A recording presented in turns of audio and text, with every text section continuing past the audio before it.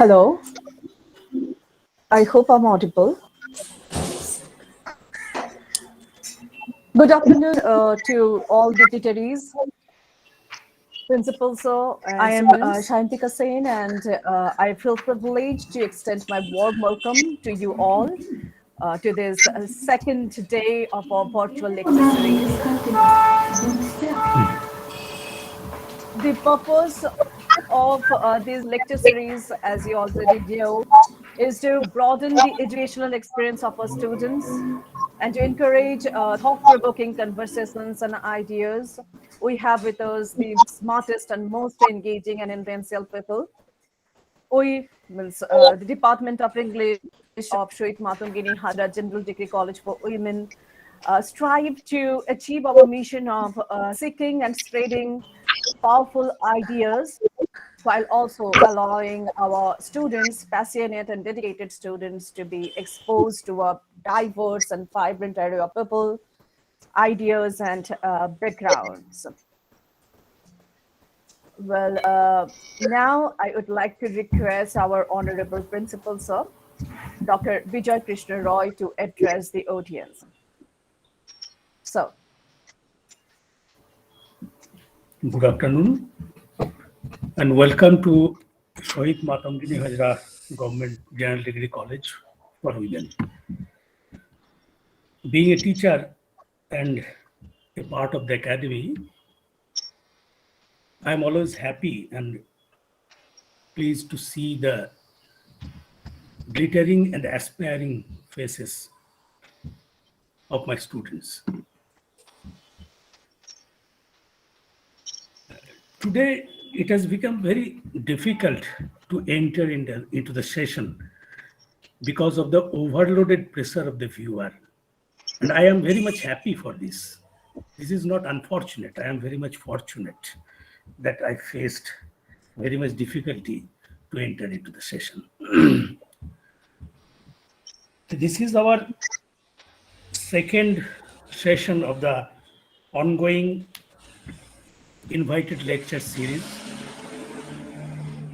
And I would like to congratulate and express my gratitude to Professor Silpi Moitro from Falakata College and the other invited lecturer, Rajit Chakraborty from BHU. আমি এই দুজনকেই আমার কৃতজ্ঞতা জানাচ্ছি যেহেতু তারা তাদের সময় দিয়েছেন আমার ছাত্রীদের জন্য এবং গত দিনের লেকচার আমি কিছুক্ষণ শুনেছিলাম অত্যন্ত ভালো মানের লেকচার এগুলো হচ্ছে আমি আবার দুজন যাদের ইনভাইট করেছি তারা ছাড়াও আমার ডিপার্টমেন্টের দুজন ফ্যাকাল্টি মেম্বার ইয়াসমিন এবং সায়ন্তিকা দুজনকে আমি অশেষ ধন্যবাদ জানাচ্ছি তারা এই ধরনের মিটিং অ্যারেঞ্জ করেছে এবং আশা করছি আরও ভবিষ্যতে হবে এবং এটাও আশা করছি আজকের মিটিংটাও গত দিনের মিটিংয়ের মতোই সাকসেসফুল হোক ধন্যবাদ এবার লেকচার শুরু হোক ওকে thank you, sir. Thank you very much, sir. It's a kind of an honor for all of us to have you amongst us, sir. And now, moving forward, again, on behalf of this department, I cordially welcome our speakers of the day, Professor Silpi Moitro and Mr. Rojit Chakraborty are with us. Thank you very much, sir, ma'am, for being with us. May I now request Monideepa Kuila, our student of English Honors, to introduce our first guest of today's session. Monideepa. Am I audible, ma'am? Yes, you are. You are. Miss Silpi Moitra is a former student of English and Foreign Language University, Shillong campus. She had completed her MPhil degree in English literature with specialization in partisan literature from EFAU in 2014. At present, she has submitted her PhD thesis entitled "The Jatrapala Tradition of West Bengal: A Study in Theatrical Communication" in the Department of Cultural and Creative Studies, Northeastern Hill University, Shillong. She has also worked as a guest faculty of English literature in English and Foreign Language University, Shillong 2016 to 2019.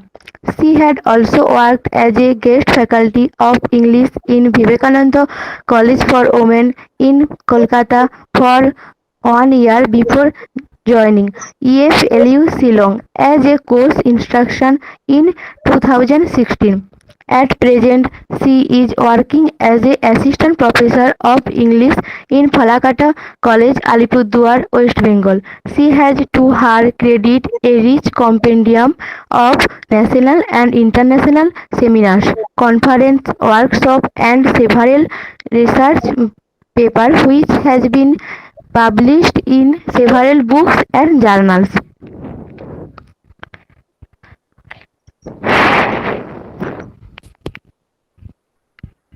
Thank you, Munideepam.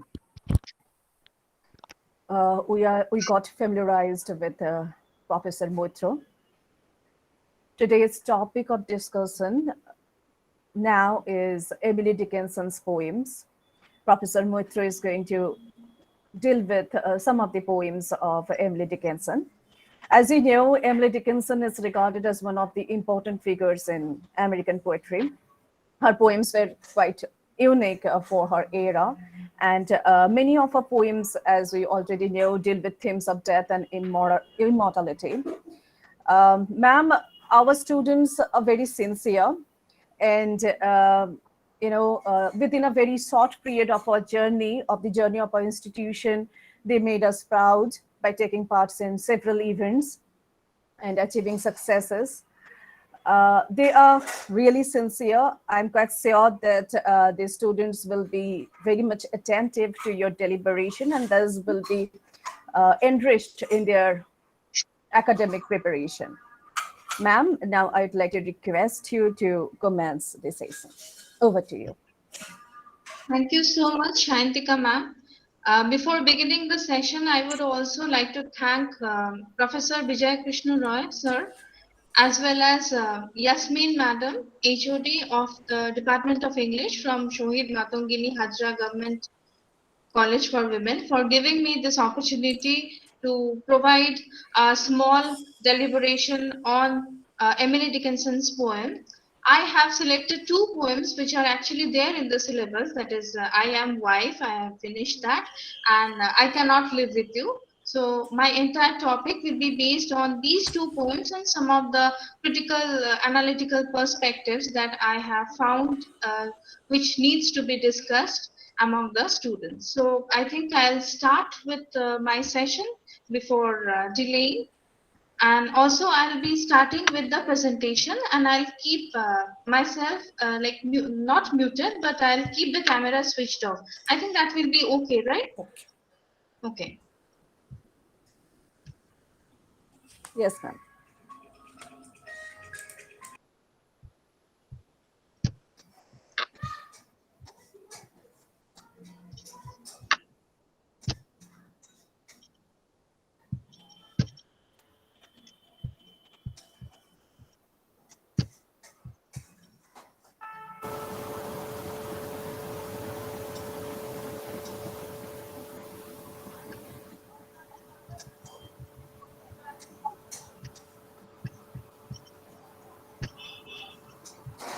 I hope all of you can view my slides.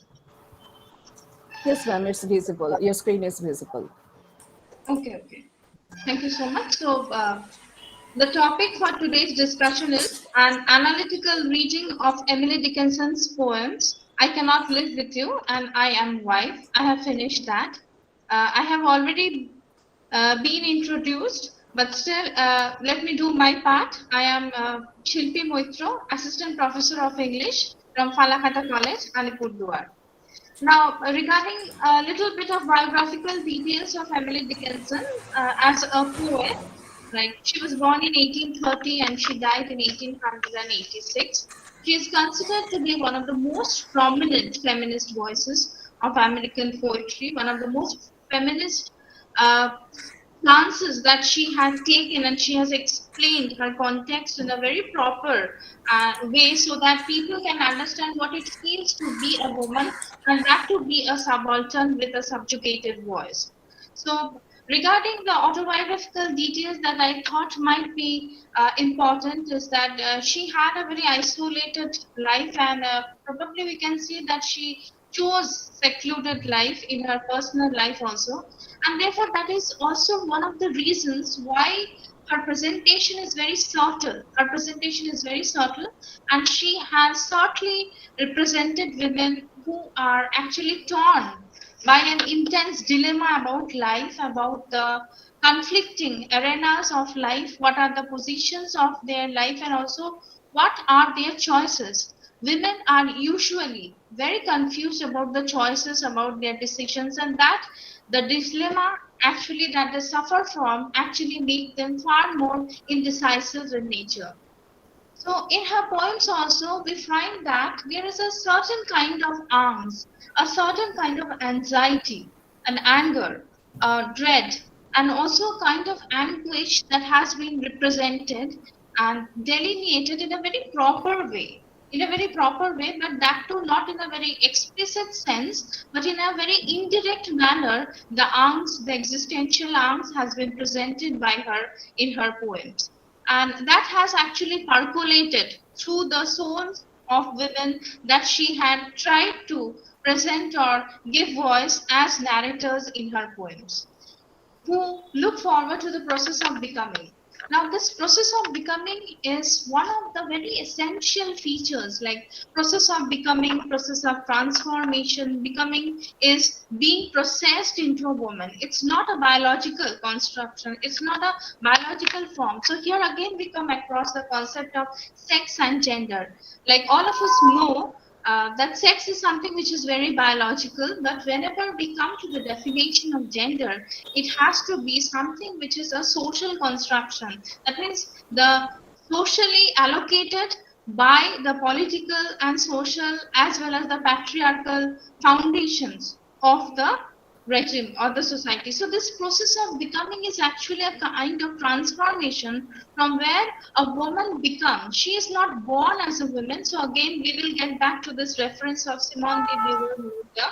Like she, uh, through the process of becoming, she transforms, and we can also use the term that she metamorphoses into a woman born, rather than being born as a woman. She actually gets into a kind of transformation, whether she chooses to be or she is reluctant to become. But this process of becoming or the process of transformation and metamorphosis is something which seems to be very significant in the life of a woman. And most of the women, unfortunately or fortunately, whatever the critics might cite them to be, look forward to this process of becoming and transformation. So, in her poems, we find that there is a certain kind of anguish that has been developed, that has been explored, that has been defined and examined continuously, and that penetrates into the soul of the women. And in each of the poems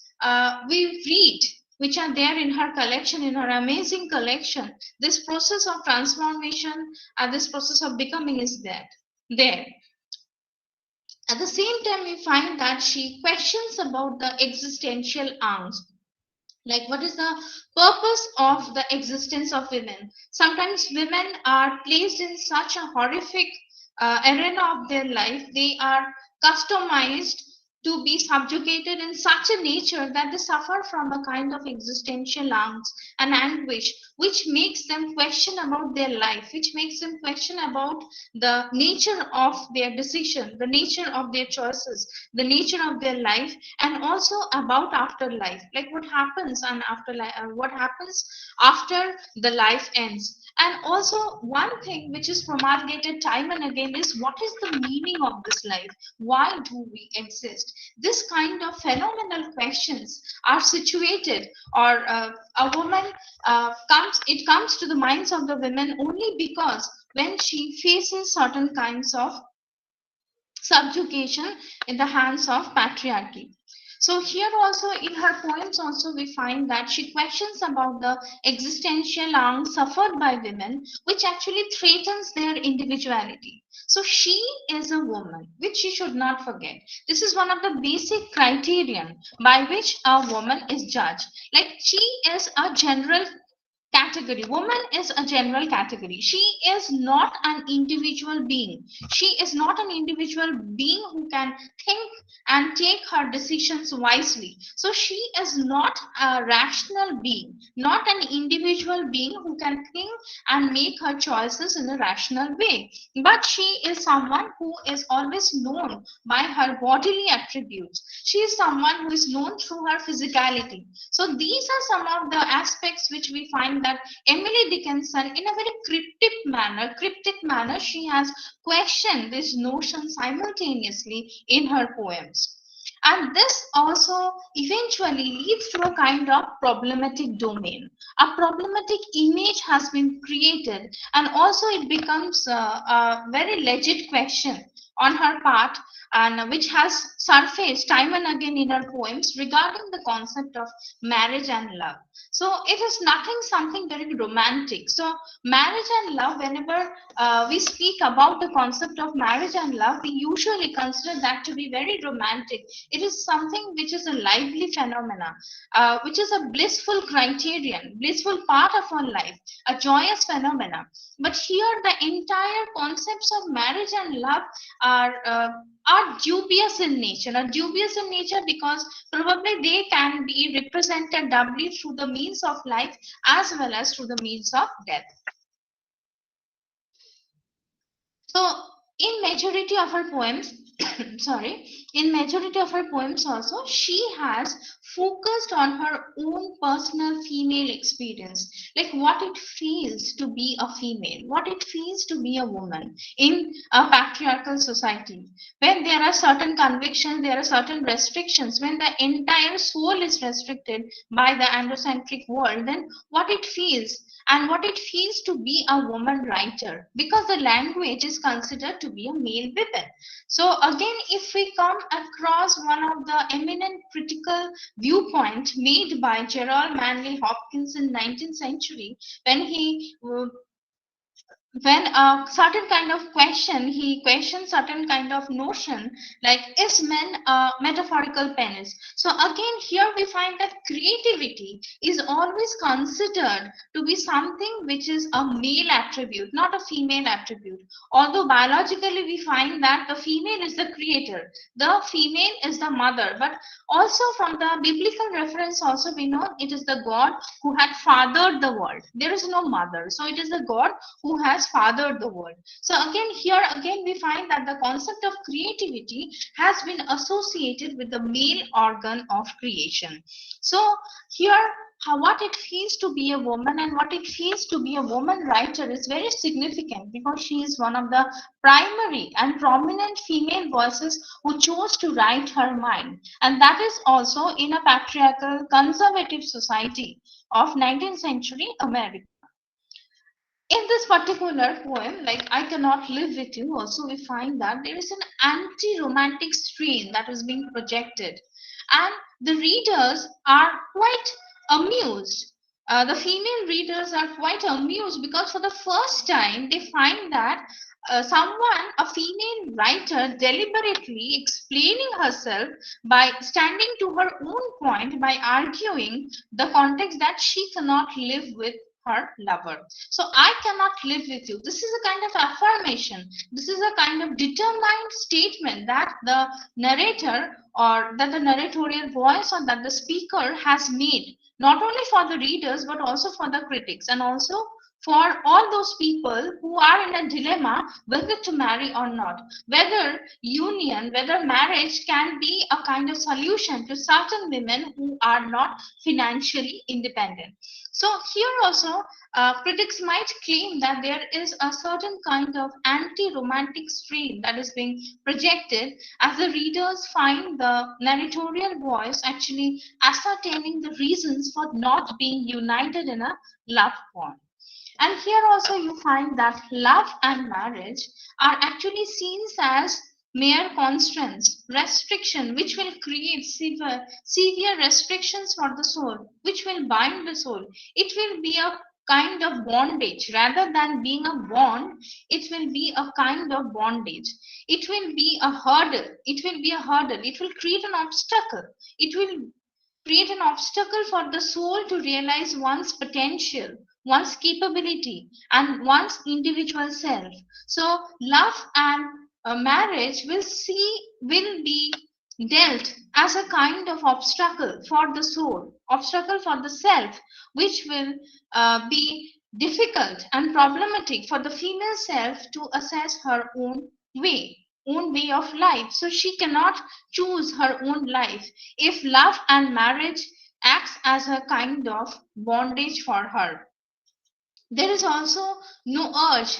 Usually we find that in romantic poetry, and as well as it is a constructed notion that women have an urge to be united with the lover, but here again in a very unconventional manner, in a very unorthodox manner, a different kind of notion has been presented and penetrated into the minds of the female readers time and again, that people can choose to be different. Women can choose to be different.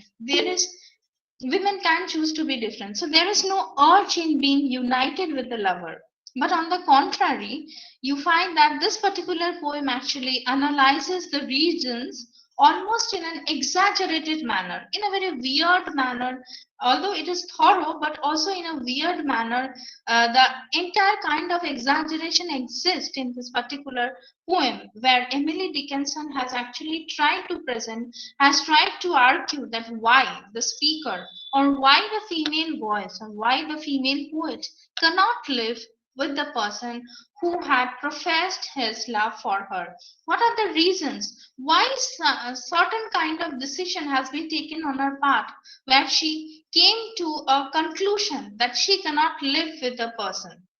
And also, this is something which is very important, where you find that the tone becomes very uncertain at certain times. Although it elaborates the fact that with love and marriage being the focal point, because here in most of the poems, if we read Jane Austen's stories, if you read Jane Austen's novels, you find that matrimony is something which is very essential, and matrimony is something which is crucial in the life of a woman.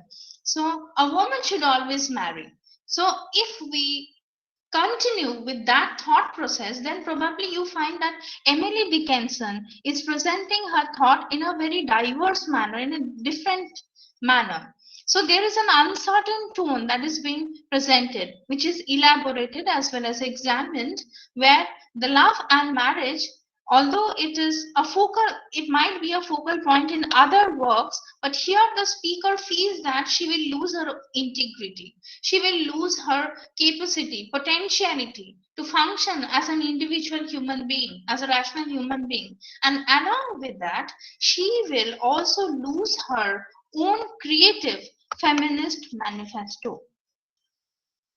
So here also, we find that this particular poem actually starts with a kind of argument, which actually follows the logical precision of the metaphysical poets whom she admired. Emily Dickinson had a natural liking for the metaphysical poets, be it Donne or Marvell, and she had tried to argue love not as a romantic emotion or a sentiment, but she had tried to posit love as a kind of complicated aspect. So love has been presented as a complicated phenomenon over here. It is nothing amorous in the concept of love, but logically she has tried to argue, she had tried to present her point why she chooses not to live with the person, because living with the person will also mean dying with the person, and these things will not be possible for her. So neither can she live with the person, nor can she die with the person, and also she cannot be resurrected with her lover. So when all these three important aspects are missing from the concept of union, then probably it will be wise, it will be rational enough for her to choose to be single and not to be involved in any kind of union that might create problems, that might actually make her soul a trouble tossed one. So here also you find that marriage will be a kind of imposition. Marriage will be a kind of imposition, and it will impose certain kind of constrictions and restrictions for her free soul to her constructed notion of independent selfhood. That means she, as a woman, she had tried to construct her own free soul. She had tried to define her own freedom in her own terms, through her own terms, through the lens of her own self. She had tried to project her own independent selfhood, and that will somehow be in danger. That will somehow be in danger if she eventually marries, and which might become a kind of imposition, which might become a kind of hurdle for her to understand herself thoroughly and in a proper manner. So we also come across the antithetical relationship, or the contradictory relationship that exists between the self and the other. And she, in a very clear manner, she had explored and examined this antithetical relationship between the self and the other in her poems. Because even she knows it very well that she can never be the self if she has to play the role of other, because both the two concepts are like binary opposites, and if these two concepts are binary opposite, then they can never be construed or weaved together. So if she has to play the role of self, then she cannot play the role of an other, because both these two aspects are contradictory and opposite to one another. So this aspect, or this thematic analysis, have been interpreted and examined by her in her poems. This particular poem, that I Cannot Live With You, has also been beautifully designed, where she had actually argued against the concept of love, and also against love, proclaiming why she cannot live or die with the lover.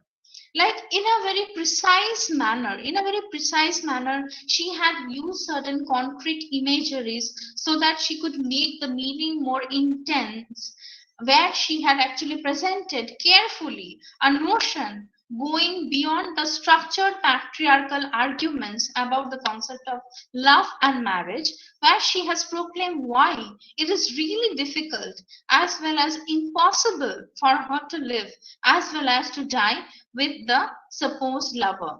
And also, there is a tone of uncertainty. So, probably we can also say, being the readers of her poetry, we can also say that she is not very sure about her lovers. That's why, apart from all the arguments that she is providing in her case, although she is trying to make her case sound very strong, she is trying to establish her points against love and marriage, we can also see that she is in a dilemma, because she is uncertain about the nature of her lover. So if she is uncertain about the opposite sex, therefore she might have a tendency to move away from these cultural establishments like marriage as well as love.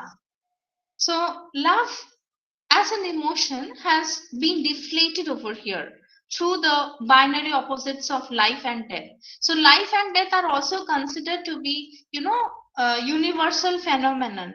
So, being the universal phenomena, both life and death have been used as two foundations through which love has been explicitly presented. Regarding the tonal quality of this poem, we have to say that the tone of this poem is quite unconventional, and also a feminocentric viewpoint is created or established where the self is facing the fear of evasion in the name of love and union. So why this kind of fear is being situated within her mind? There is a gripping fear that she faces because she feels that with marriage, probably her true self might be erased. Her true self might be erased, and she might have to face the tendency to play the role of other without being the self. So there is a constant fear running in her mind that her own phenomena of being the true self, of being true individual being, might be erased in the name of love as well as marriage.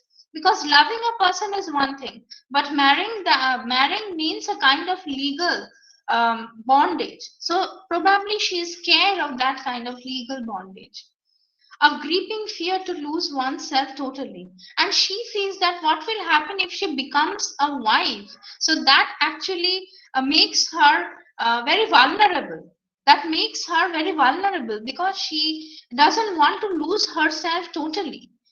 As this entire image is depicted through the lines, I cannot live with you.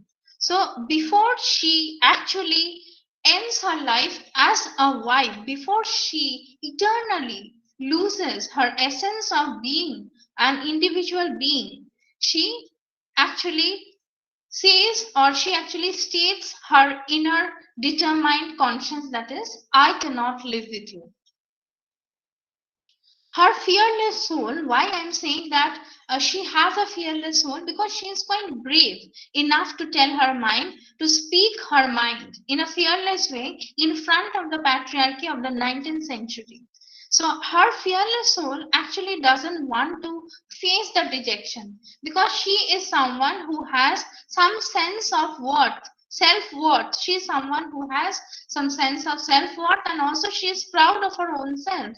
Therefore, somehow it would become really problematic and impossible for her to face dejection, her for her to face rejection as well as degeneration that usually a housewife faces. So the self-effacing identity will be too much for her to fathom, too much for her to bear in reality. So living together with her lover would be really frustrating as well as disappointing. Why? Because she is trying to justify her ideas, she is trying to justify her notion by presenting that she cannot live together because it would be disappointing, because she won't be able to die together, because there is no surety that living together would also mean dying together. So when this thing will be impossible, when dying together would be impossible for her, then there is no point. Then there is no point in marrying and living with her lover. So the entire idea of living or leading a life together would be literally impossible, literally and figuratively impossible for the poet or the female poet or the female voice who is playing the role of the narrator, who is narrating her juxtaposed condition. The female poet is actually narrating her juxtaposed condition where she is actually being put into a dilemma, but she comes with a firm conviction that she cannot live with him, that I cannot live with you. So, although the same thing has been told, that although the tone seems to be quite whimsical, but extensively she has tried to prove her point in this argument. Now, what is the nature of the love? Why she is running away from love? That is also a major question that might surface. Why she is running away from love? Probably it can be said that she's not running away from love, but she is quite uncertain about the nature of love. Love is not what it is shown. Love is not what it has been depicted in the novels, in epics, in poetries, in stories. Love is not what has been depicted in literature. Love is beyond that. Love is beyond physical aspect. Love is metaphysical in nature. Love has to be metaphysical in nature. And why she is uncertain about the context of love? Because she feels that love is not strongly represented over here. Love is fragile, unstable, and can be easily disregarded. Disregarded, as well as the person in the form of lover can also be discarded like a porcelain cup. She, being an individual human being, she is someone who is proud of her own self, who is aware of her self-worth, who is aware of her worth, and she can never be discarded so easily. She could never be able to bear the humiliation of being discarded or rejected, just like a porcelain cup. So here also she has actually illustrated the imagery of death as well as the resurrection. She has illustrated in a very painstaking manner. She had actually presented the Christian imageries of death and resurrection along with the concept of love. And in a very scientific way, in a very technical way, she has tried to analyze the point that why it is impossible to live as well as to die together in love or without love.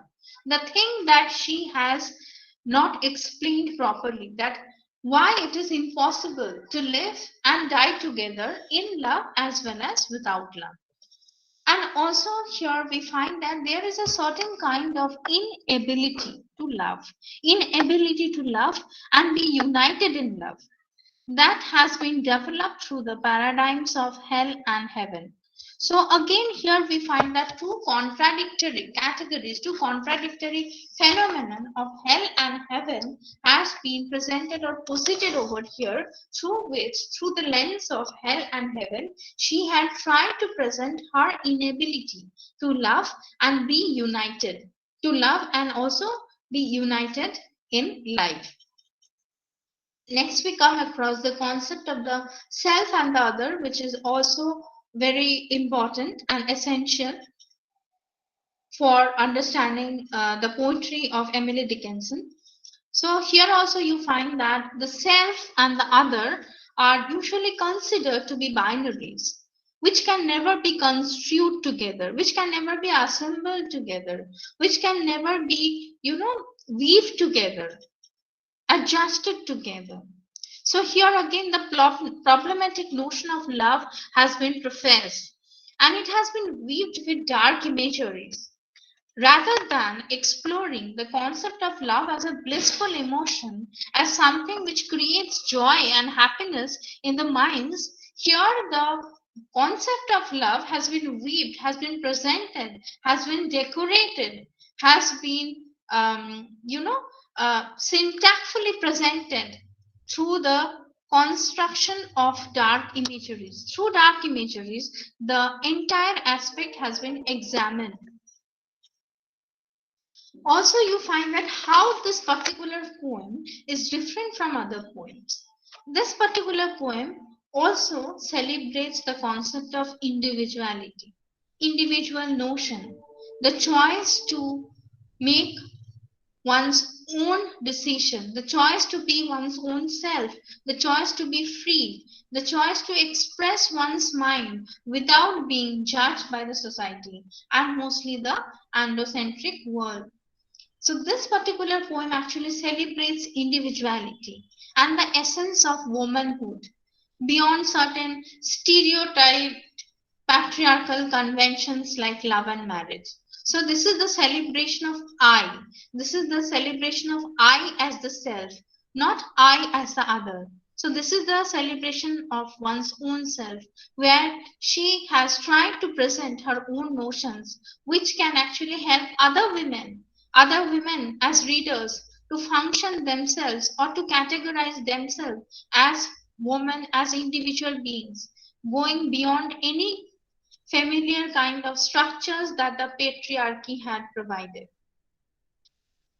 Also, in a very unorthodox manner, you can find that she has equated the amorous feeling of love with the concepts or with the images or imageries of death, churchyard, grave diggers, sexton, coffin, suggesting the inevitability of the end of life.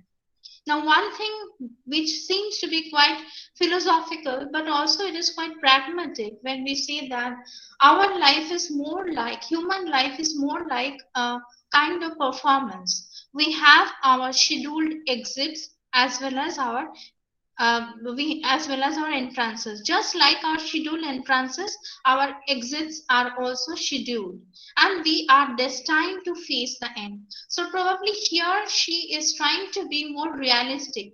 So apart from imparting a somber tone to this particular poem, she has also tried to sound more realistic. This particular poem also begins and ends with a refusal to live with her lover.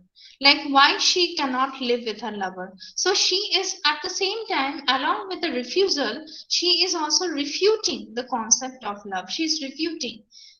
She is disagreeing with the amorous concept of love. However, you find that there is a shift of the tone in the next poem, that is, I am wife. I have finished that. So, from this tone itself, from this title itself, you find that a different kind of notion has been presented. I am wife. So, wife is a particular category. Wife is a particular category. I have finished that. So, what has she finished? Probably she is trying to ascertain the fact that she has finished with her role of being a spinster, or she has finished with the role of being a single woman. And here also you find that dual perspective or dual meaning has been presented over here. At one point of time, when you read through the lines, when you read in between the lines, you find that two different meanings are being presented. One is the inner meaning and another is the external meaning. So you might find that this is also a kind of employed disguise that has been taken or that has been used by Emily Dickinson to reveal her state of mind. I am wife, and that is also presented within double quotation mark. So that is a separate category. She is trying to emphasize, she is trying to focus on the word wife. So she is a wife. So what is a wife? Wife is a kind of role that she is playing. She is legally wedded to someone and therefore she is playing the role of a wife. So here again she is emphasizing on the concept of role playing. And also I have finished that. She has finished playing that role of the previous role. So here again you find that Emily Dickinson has kept the entire aspect more abrupt. She has probably we can say that she wanted her readers to project their own thoughts, to analyze and to provide a proper reader response theory from that. And from the critical point of view, she probably wanted her readers to frame their own logical assumptions. So here also we find that the narratorial voice or the narrator's voice is that of a wife whose status has gone through every kind of categorization. Here also we find that her status has gone through every kind of categorization. Her only form of identity has been that of a wife who actually refuses to face the inherent insecurities of herself. So, insecurities of herself. So, what kind of insecurities? The insecurities of a single woman, because she, being a single woman, she will never have a sheltered life just like a married woman. So, again, this context is a bit problematic. Also, another concept is being a wife. So, being a wife, the perspective through which she analyzes everything has also undergone a drastic change. Because while she has been playing the role of a wife, her notion, her perspective has undergone a drastic change. She looks things differently. She looks at things in a different way. So she projects in a different way. So a diverse kind of presentation can be notified over here. And also one thing can be presented, or one thing can be known, that unlike the fierce individualistic tone of the previous poem, here we find that the poem actually speaks about acceptance. The speaker actually speaks about acceptance, one's faith, her faith as a wife. But there can also be an ironic undertone. There can also be a tone of sarcasm that lies embedded within this particular poem under the disguise of acceptance as a mere wife. So there is also a deep tone of sarcasm, the thing which I just pointed out some time back, that which runs through this line, I am woman now. It is safer so. So what does this mean? That means earlier she was not a woman. Now that she is a married persona, now that she is a wife, does that mean that earlier when she was a spinster, or rather a single woman, what was her identity in real sense at that time? Was she not a woman? It is safer now. That means probably being a wife, it is better for her to face the world because she has a male guardian. So now that she is a wife, she has a male guardian with her. So therefore, it is very safe for her to face the aspects, to face the dangerous aspects of life, because she has a partner with whom she can ride through the times.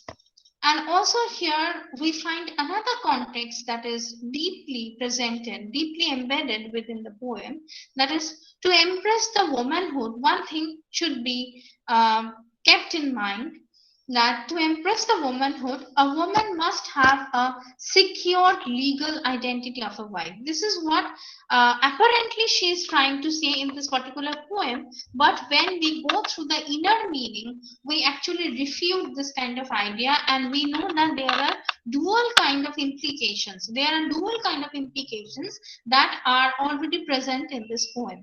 And it is a well-known fact. It is a well-known fact. Probably it is a constructed opinion. Probably it is a socially, politically, culturally accepted notion that it is comfortable beyond the insecurities of singlehood and patriarchal norms. Like being a woman is actually very comfortable beyond the insecurities of singlehood and patriarchal norms. So the tone, although it seems to be very straightforward and simple, but we can actually get an insinuation of irony that is working as a kind of disguise in the lines operating in between the poems. And also we find that there is a kind of skeptical notion that is being operating, a skeptical notion regarding the concept of marriage, which actually differentiates a woman from a wife. Like she is skeptical, or probably we can say that she is showing that she is skeptical about this notion regarding marriage, which actually differentiates a woman as a rational human being from that of a legally wedded wife. So a wife is actually, and also at the same time she is trying to say that a wife becomes a part of her womanhood where she loses her individuality and voice. So the aspect of anti-marriage is also found in her poems, as marriage might result in the loss of one's sovereignty. Now, in this slide also, you find that the last line of this poem actually juxtaposes the point that the position and status of a woman as an independent being and that of a wife is beyond comparison. It can never be compared with one another. So the last line also appears as a kind of twist from the beginning. From the beginning, the ending seems to be a twisted kind of ending we find, where she seems to remind herself, but why compare? I am wife. Stop there. So from these lines, why compare? That means she has positioned herself as a wife wife as a category, and she is playing the role of a submissive wife probably. So she knows that there cannot be any kind of comparison. So she is urging, stop there. That means don't go beyond this kind of role playing. And at the same time, there can be, we can assess a pathetic tone that exists within her voice. And also, in the first line of the first poem, first 4 lines of the first poem, a different kind of concept, a different kind of tone can be analyzed, a tone can be interpreted. I cannot live with you. So firmly she is adhering to her own thought. I cannot live with you. It would be life. That means I would agree with the fact that probably marrying you would create a different kind of life. And that would be life full of happiness, a blissful life, a joyous life. But at the same time, life is over there behind the shelf. That means she doesn't want to be rejected. So life is over there behind the shelf. That means she will be not in the limelight. She will never be positioned in the limelight, but she will have to embrace her secondary self. She can never be the primary one. She can always be she has to be, or she has to play the role of a secondary other, not the primary self, but the secondary other. So this is what makes her more scared about being a wife. And also you find that there is a passionate outburst. There is a passionate outburst in the female voice, which actually feels confined under the pretext or pretension of a disguised sheltered life. Being a reader, being a female reader, we can also question that whether the sheltered life that she has been focusing uh, is a disguise or not. Whether the identity of a wife, the identity of a happy wife, is a masked one or not. And here also we find that there is a kind of ironic connotation. An ironic connotation is there which is suggestive of the fact that this particular poem is a continuation of the previous poem.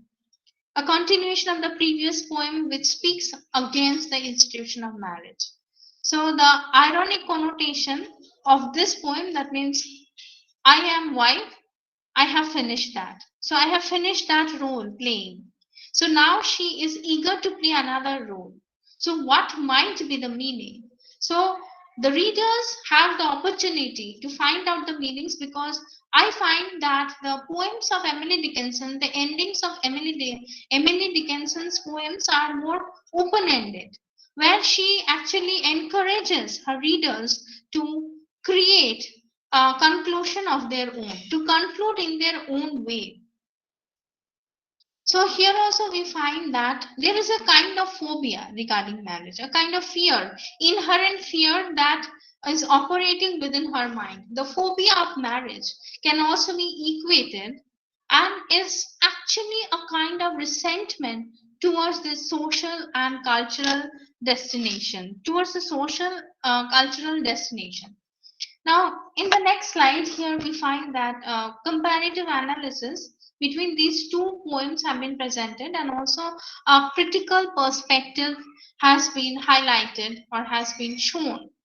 So here again, the female narrator's voice is something which is more crucial, which is more critical and indispensable. That means we cannot do away with the female narrator's voice, which is a strong voice and which has a fierce intensity, with the fierce intensity of the poet. So here also we find that the female narrator's voice actually matches with the fierce intensity of the poet, who actually hates to lose her selfhood through marriage, where her womanhood might be questioned as well as challenged.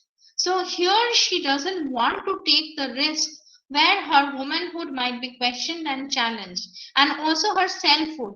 More than womanhood, it is her selfhood that is at threat. So in this particular poem also, like I cannot live with you, you find that the tone is far more confrontational than the tone of the next poem, that is I am wife, I have finished that. And in the other poem, it seems to be quite submissive and detached. But when we go through the lines in a very serious manner, we find that the same confrontational tone has not been used, but in the place of a confrontational tone, detached, submissive, and also an ironic presentation has been delineated. Although, and this is the thing, that although an undertone of sarcasm actually runs in between the lines of both the poems. In between the categories of a wife and a lover, both are important. The poet actually fears that probably if she becomes either the wife or the lover, she will eventually lose her integrity and also her own choices of life. She cannot take her own decision. She has to depend on her um, male self, that is her husband or the partner. So she cannot take her own decision. She has to be indecisive on her own way, because whatever it is, a woman is not supposed to take her own decisions without the consultation of her male partner.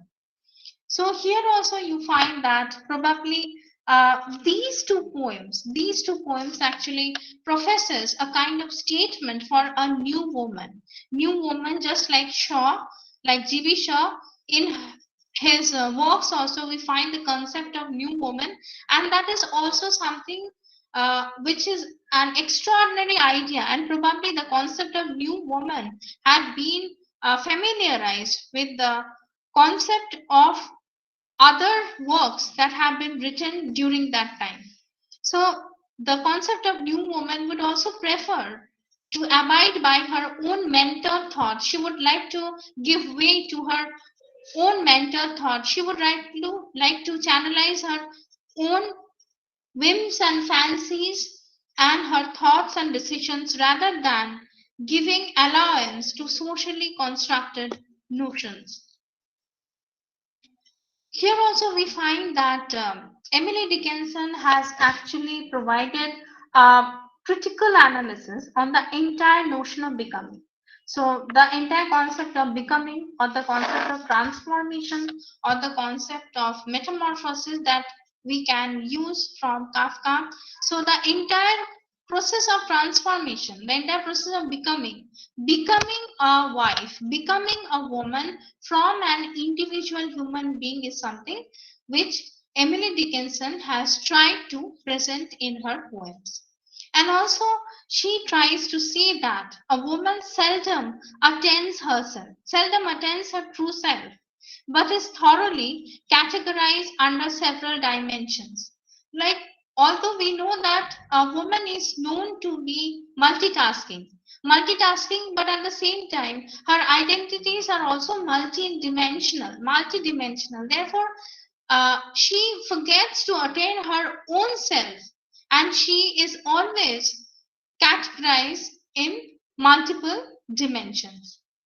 So in both these poems, we have seen that she has focused on the concept of love, she has focused on the concept of marriage, and being a wife from two divergent perspectives, she had tried to annihilate the concept of being. Because if she has to be projected from the lens of love, marriage, and from being a wife, probably her selfhood will be annihilated, or her selfhood will be destroyed. It will be a kind of sacrificing her own self. So it will be self-sacrificial. So also in the first poem, which we have seen that there is an impossibility of love, and also a probable union is presented through the universal notions of life, death, and resurrection.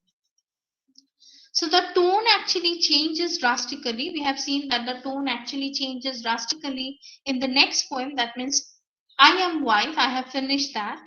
When the poet seems to be accepting her fate. She has accepted. She knows that she has been destined to perform this kind of role as a wife, and probably gleefully submits to her role, professing that her state of existence is actually incomparable. It is beyond any kind of comparison. Although the life of a spinster seems to be more risky, and insecure. So she has channelized her energy in being a model wife, and therefore her present existence is totally incomparable to that of a single woman.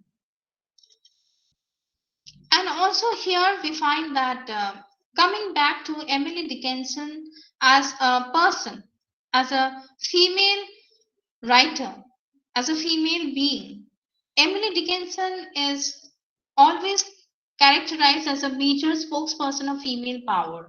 She has always concentrated on the creative spirit of women, and in her poetry also, in her poems also, time and again she had tried to establish the spirit of women, the power of women.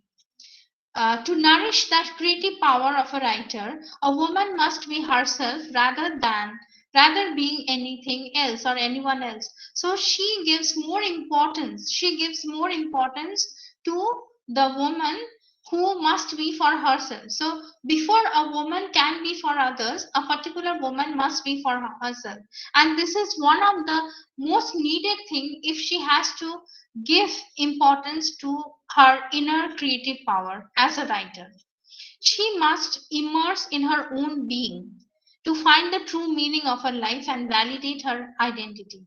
Her identity will be validated as a self or as an individual being only when she can truly immerse in her own work, in her own identity, when she should be the one who should find meaning to her own self. Her identity, her validated identity, should be of that of a human being or a rational individual.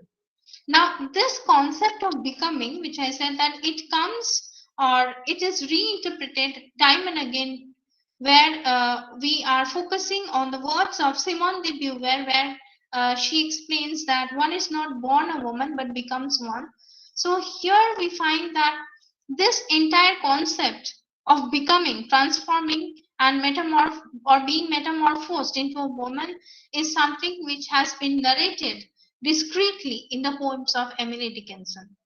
So, in the sojourn of life, like in this journey of life, also we find that while traversing through different roles, we eventually forget to embrace our own self. And probably Emily Dickinson has gently reminded the female readers about this role. The role where one has to be true to her own self. And she has also strived really hard and delved deep into the minds of the readers about this essential feature of identifying and being identified as female individual self who are independent individuals in her two celebrated poems. Now, some of the unique features of her poetry that needs to be addressed so that we can understand Emily Dickinson as a poet, as a phenomenal being. Like she often uses short sentences in her poems, and the readers as well as the critics find it quite a deliberate attempt. This is a deliberate attempt for a meaning making process to make the meanings more condensed, concrete, as well as intense. And also, you find that while the entire approach is unconventional and unorthodox because she does not follow the regular pattern of poetry. Her poetry or her pattern, syntax that she uses in her poems are totally different from her contemporaries. Because here, usually, you find that her poems lack titles. So, the first line of her poems usually becomes the title of her poems. So, she does not use any other titles, but here, this is also another unique characteristic feature of Emily Dickinson. And also the approach of her poetry, the approach of her poems seems to be very short. The lines are very short, but at the same time, although they are short, they are direct. They are far more convincing, although they are quite unconventional in nature. And also the heightened mode of presentation. The heightened mode of presentation that she has used is thematically appropriate, is thematically apt, as she has actually tried Her motto has been to empower her voice as a female creator. So therefore, the stylistic methods, syntax, and the pattern that she had opted for her poetry had made her poetry unique, unusual, and beyond the customized patriarchal pattern. She has excessively used dashes, slant lines that has established the intriguing style and quality of Emily Dickinson, and she has been cited as a deconstructed. Her poems has been cited as a deconstructed version of female poetry. So some of the themes that she has presented, like mostly she has worked on the concept of life, death, immortality. But apart from that, apart from those general themes, you can find that the tone is quite simple, and her poetry actually explicitly represents her own thoughts and feelings. Her overwhelming presentation mostly centers around her own understanding of life. So here also we find that the perspective of projected female experience in her poems, and she had actually laid bare the psyche which are conditioned from the very outset. And she has also expressed the notion of femaleness, ambition, and passion that had enriched the subject matter of every form of female writing. There is a kind of ambiguity also that has been contradictory in nature, and that has also earlier framed her framed the notions in her poem that had made the movement of feminism more active. So there is a certain ambiguousness that actually contradicts that the earlier framed notion which she has used in her poetry, which had actually made the movement of feminism more active and lively. So her poems usually focus on the new vision that becomes the guiding spirit for the self, and which has to confront the misogynist world, because we all know that she is a feminist, and therefore she had tried to represent a female point of view in cultural representations like literature. And also, in a very methodical manner, we can say that Emily Dickinson had proclaimed or projected or established or examined the psychological suppression and oppression that a woman consecutively faces while performing diverse roles, and the role of wife being one such. So, in her poems, also, we find the gender differences, the structural inequality between a man and a woman, which become a major focal point and an issue to be clarified. And also we find that her voice is very much influential and focused, and she has been a woman who has focused on the concept of woman as a reader, woman as a writer, as well as woman as a critic. So, being marginalized for centuries, women being marginalized for centuries, a woman writer had to create a space, had to carve a space for her imaginative expressions. Therefore, probably we can say that she chose a unique style. She chose a unique style, a mode of communication rather, and also a language of her own, which can go beyond the patriarchal supremacy. So now we come to the conclusion. So here also we find that Emily Dickinson is actually a very much promising poet. She is a promising poet of the 19th century of America, who had adopted several new means of linguistic expression as a form of experimentation, and also she chose female thought to be her own subject matter. So she had prioritized the female thoughts, female opinions, and female point of view in her works. And also, she wanted to have a proper understanding of the female psyche. So, to have a proper understanding of the female psyche, the language of the female must be emphasized on. So, in a way, her writings actually goes beyond the established patriarchal ideologies and dictums. We all know that men had established certain norms and had characterized women as the other or the margin. So she had always been decentered. She had tried to be decentered in her writing. So in all her writings, we find the female writers, the female consciousness has been explored extensively. And the preliminary task on the part of Emily Dickinson had been to promote gender equality. Thank you, everyone.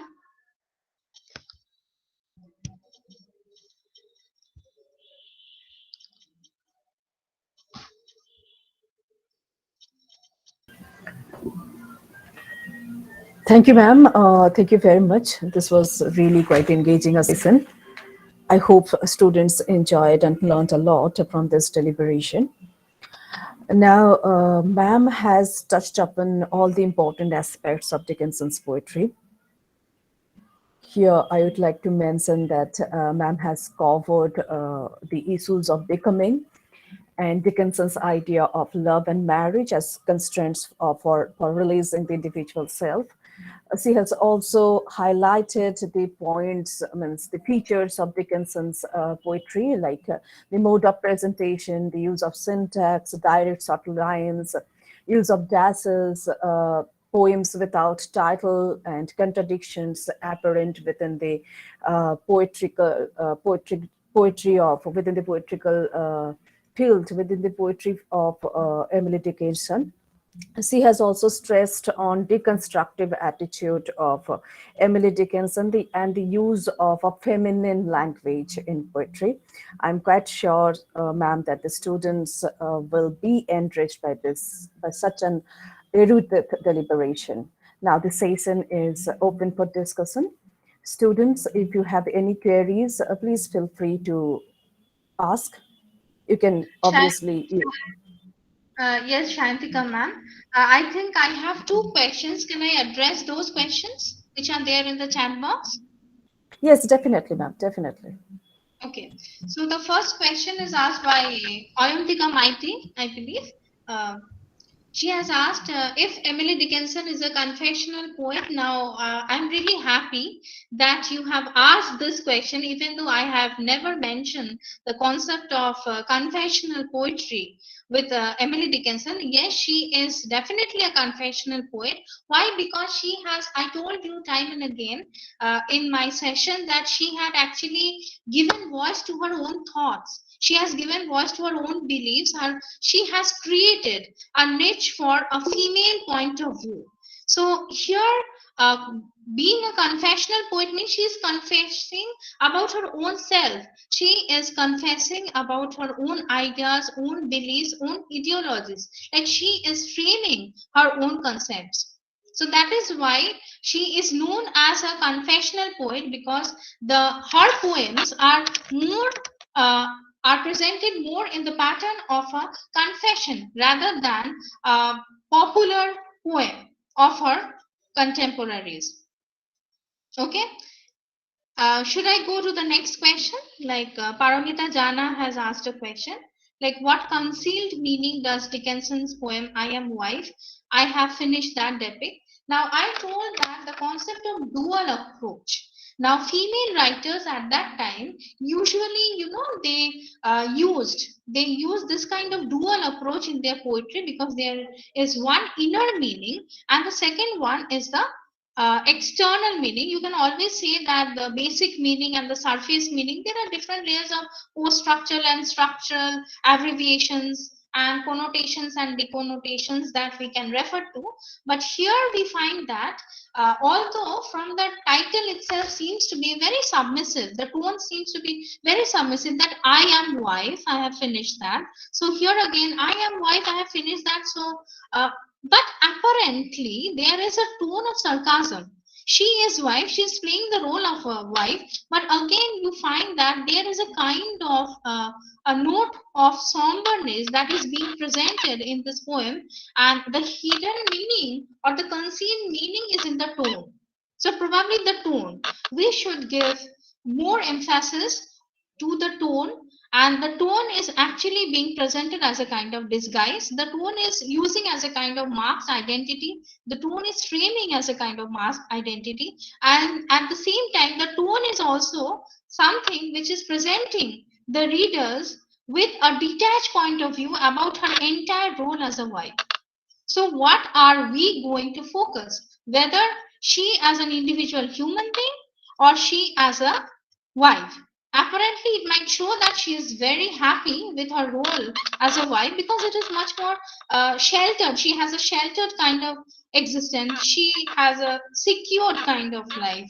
It is not risky like a single woman, but also there is an undertone of sarcasm that runs in between the lines, and we are not very sure whether she is actually meaning what she is trying to say or not. So the next question, I believe,